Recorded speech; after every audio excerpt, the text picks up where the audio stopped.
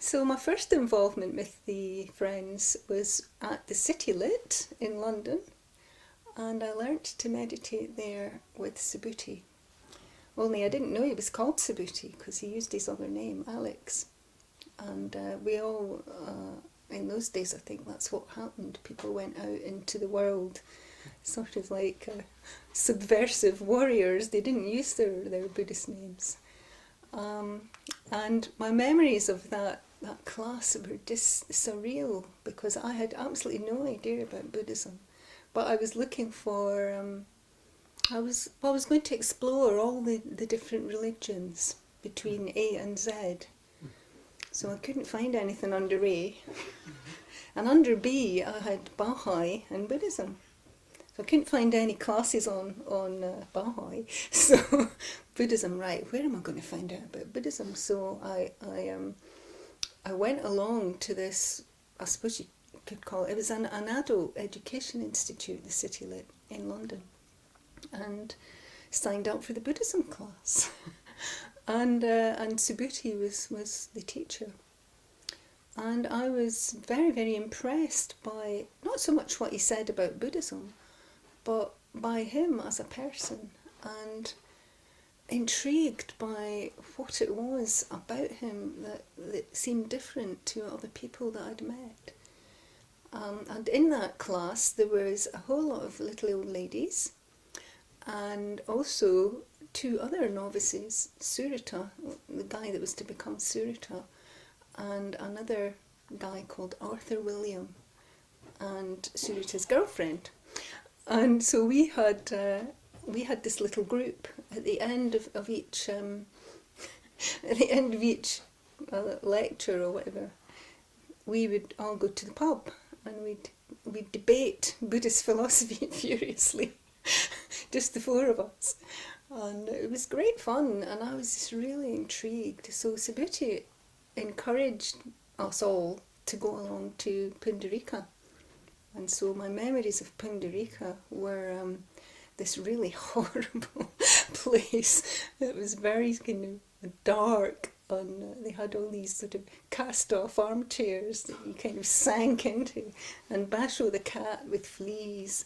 And what we did there was we listened to tapes by this strange sort of person called Sangharakshita, who I thought must be an Asian, an Asian person, because his accent didn't sound quite English, but it wasn't quite Asian either. And I'd never saw him. He was never at that centre. So this was 1974, and everyone got really excited one day because he was going to be giving a lecture at the Buddhist Institute on the path of regular and irregular steps. And I thought, oh great, I'm going to meet this man, this great teacher. So we all went along to Buddhist Society.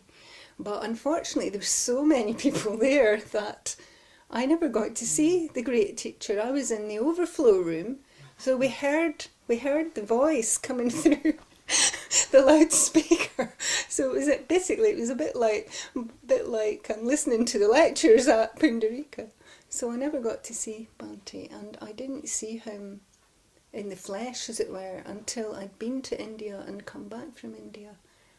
And that was like the early 80s when I got really involved with West London Buddhist Centre. And there's so many stories I could tell you about West London. Gosh, we were really, really homeless for quite a lot of that time. We were renting rooms, we were going from place to place. We had a horrible old basement in Fulham to start with. And then we went, I can't remember all the places, Montessori Centre and Baker Street and Fitzjohn's Avenue. And all this time we were trying to establish a centre. And we were also trying to establish a right livelihood business, which was Friends Foods. We started with market stalls. We eventually got a shop. Oh, it was really hard work. And we were also trying to establish community. So we had the first women's community in West London, called Sarvasiddhi eventually. And that also was itinerant. We went from place to place all over London, really. The West London women's community lived in South London, North London, West London. We were all over the place. So I remember those days. They were really exciting because we thought we were creating the new society, and it was very inspiring. And it was very hard as well because a lot of us had given up, things to join the community. So, is that about 10 minutes yet? I don't know how long I've got. That was about 5 Oh, minutes. really? Goodness. Right, well, I can think about other things. Do you want to pause a second? Yeah, pardon. You're on. So, I'm going to be talking about Taraloka and my time there.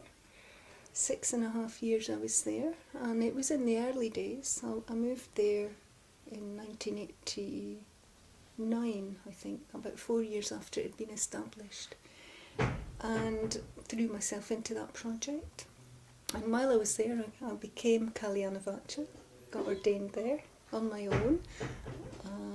It was a fantastic occasion, that, getting ordained, and I'd worked towards ordination for about 11 years, so it was a long haul, I felt like, because a lot of the time I didn't really know what I was meant to be doing, but I just had thrown myself in. So anyway, in the end I finally got ordained and worked at Taraloka in the admin section, and then after about 6 years I felt the need for the expression of the women's a women's view or women's views or attitudes and how they lived their lives and how women put the Dharma into practice. And I was on the committee for Lotus Realm, which was the women's magazine, and I thought, well, why don't I get together a lot of women who are ordained to write about various aspects of following the path as a woman. And I got really inspired by that project, but I realised if it was going to happen, I'd have to make it happen because Windhorse weren't really that interested in publishing this book, at least not in the beginning they weren't. And so I wrote to loads of people that I knew had contributed to Lotus Realm, or that I thought were reasonable writers from their Shabda reports, and got a whole bunch of women on board, including Muditashri, who's sitting here, and got them to write about different aspects of leading the Buddhist life as a woman, which I thought was a very important thing to get out into the world, because there was very, very few things published by women, for women. So that experience had come out of me leading newcomers' retreats at Taraloka, and the sorts of questions that women came up with, can you lead spiritual life as a mother, kind of thing. That sort of question came up over and over again. So I thought, well, it's obvious that we can do it, but it might not be that obvious out in the wider world. So I thought a book would have more effect than me just leading the odd beginner's retreat. So in the end, I actually had to leave Taraloka to do it because I was trying to do 2 full-time jobs. And because the book was a full-time job, and it took me about 4 years to get a manuscript that Windhorse would even consider publishing.